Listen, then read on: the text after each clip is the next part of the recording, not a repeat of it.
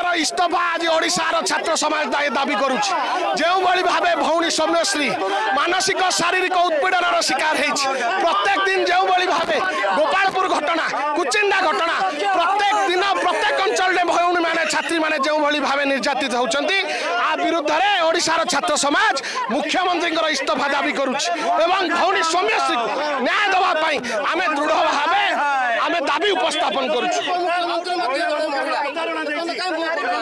से भारतीय जनता पार्टी सरकार महिला मान प्रति टिके हेले दायित्व नहीं बा संवेदनशीलता नहीं आ विरुद्ध में आज ओडिशार युव समाज छात्र समाज आज राजरास्ता को लेछि जदि आम दाबी को ग्रहण न करा जाए आगामी दिन ओडिशा रे गोटे दुर्बार आंदोलन